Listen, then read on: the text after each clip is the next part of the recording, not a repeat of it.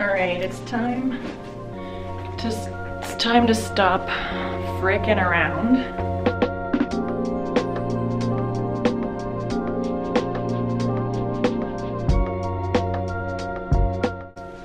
I just came home from my parents' house and I left there when I moved out. I got a scanner for Christmas and I left it there. I was too lazy to pack it, so I brought it here because taking photographs of artwork and trying to edit them in Photoshop is awful. Don't do it. Get a freaking scanner like a real artist. Here it is.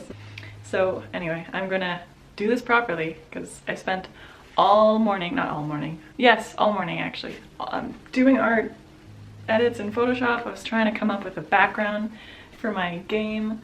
I had painted that one in the old video that you saw, and I took such an awful photo of it and I was just editing it and it looked so bad. I will show you what it looks like, what I did to it.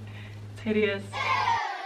So I'm gonna use proper watercolor paper. I'm gonna properly draw out a plan for my landscape or my background or whatever it is, because I haven't actually tried to plan it out. I would just sit down with paper and wing it, and it didn't work out. I haven't even really thought about what kind of world I want him to be in. My main instinct is just sort of like outdoors, nature, greenery, forestry, plants, kind of jungle.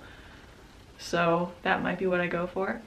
But don't be surprised if I end up churning out something completely different, because that's how these things go for me sometimes.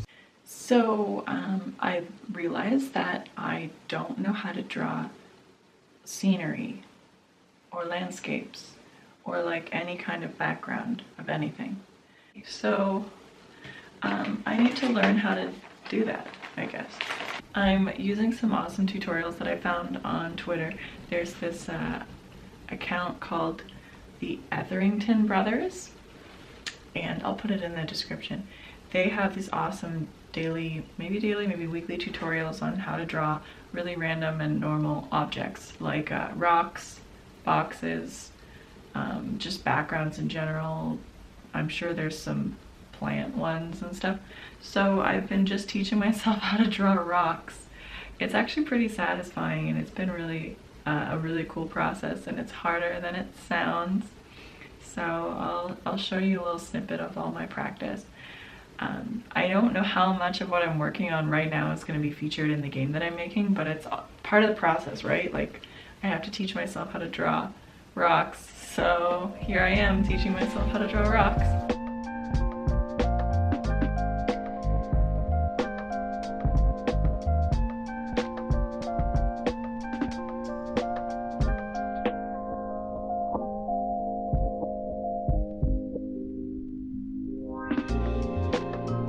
Couple of updates. I was doing a lot of drawing of backgrounds, just trying to figure out how to draw backgrounds, and that was productive and useful, but I realized that it's not enough. I could draw a background and put it in, but I don't want it to loop the same thing over and over again. I find that a little bit boring, and I think I can do better than that. So I was considering doing procedurally generated backgrounds, but I still want to keep this watercolor thing going. So I was thinking, my brain went into super complicated mode, and I was like, ooh, I can use like combinations of sinusoidal functions to create kind of like rock formations, and then I could take some scans of some watercolor washes and then add those as sprites on top of this kind of outline that I draw procedurally. And so it'll still look like watercolor, but it'll all be just randomized and can go on forever. But I think it's just too much for level 3 right now. So what I'm going to do instead is I'm going to draw a bunch of different background rock formation sprites and paint them.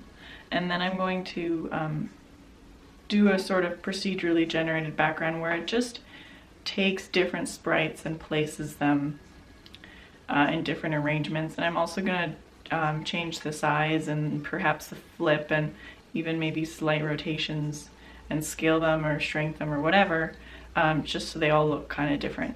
And then I'll have multiple different layers as well, so I could still do my parallax effect that I want to do.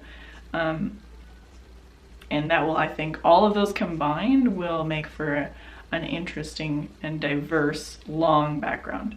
So what I'm doing now, what I was just working on, was automatically creating game objects and attaching sprites to them. So I just ran a little bit of code that makes, you know, however many objects that I want and attaches sprites, and that was a pretty big accomplishment for me because I'm still learning Unity, so that was cool. I'm gonna do some dev and you'll see I'm working with a really ugly pink blob that I painted before as my stand-in sprite, so don't judge me, okay?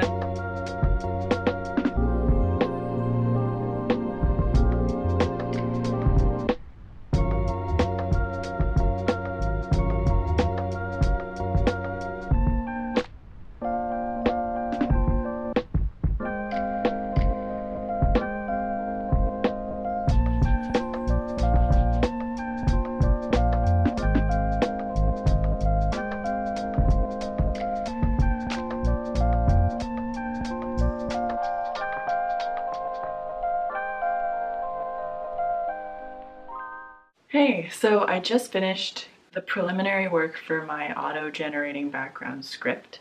So I specify the beginning point and the end point of my level. I subtract my beginning from my end to get the distance between the two. And then I divide that by the number of game objects that I'm going to have, so I can have an equal number of slices in there. And then I would go through each slice and place an object in there. Then the next object I would place somewhere between the end of that object and the end of the next slice. I'll pick a random number between those two. And then I'll go from the next object to the end of the next slice. I didn't do it just based on slices because then the objects I think will be further apart. I wanted it to be the distance from the previous object to the next slice, because then I'll have more opportunity for the objects to kind of get closer or farther, whatever. I just thought it would be more interesting that way. Does that make sense? I hope I explain it properly. You can see through my, maybe I'll walk you through my code to explain it. Anyway. So I've done that, is my point. And so now I'm gonna get to do some painting again. So I'm gonna draw things that I want to be my background, rocks and trees.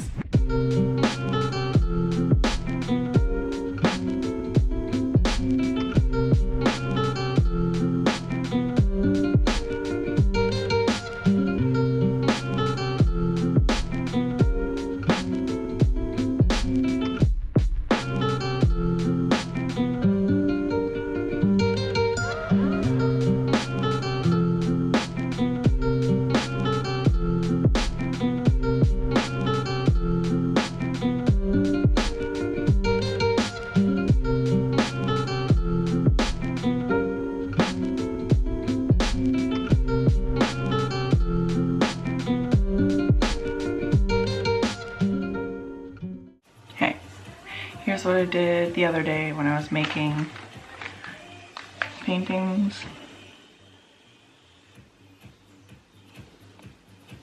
There's some leaves. And some more weird ones. I also did this building. I don't know if I'll use it, but it was fun. So I'm gonna scan it.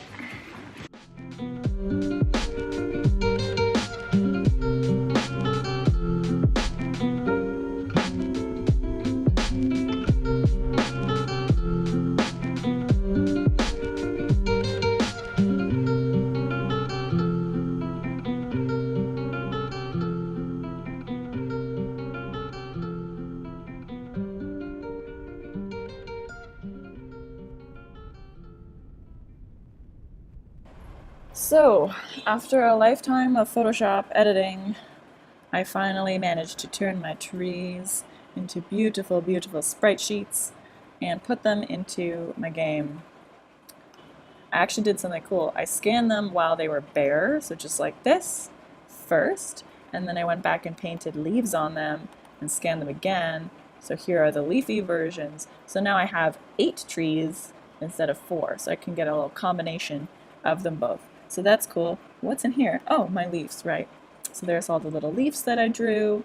I think currently I'm just using my BG Assets 0. So here's my infamous Bobo waiting to be started.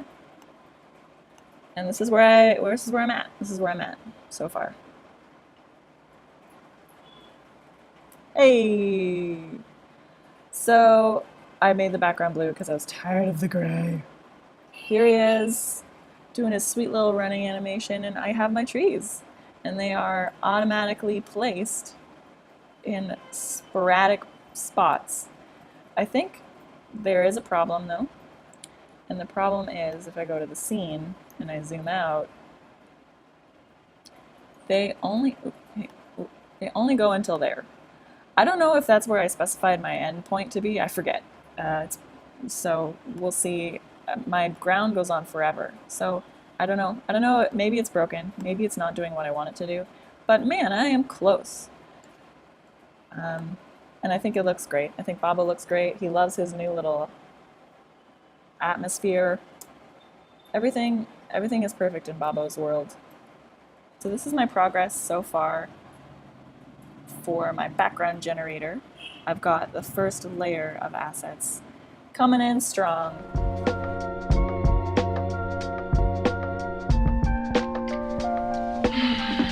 I've been sitting all day. Can you tell? I can tell. My body can tell.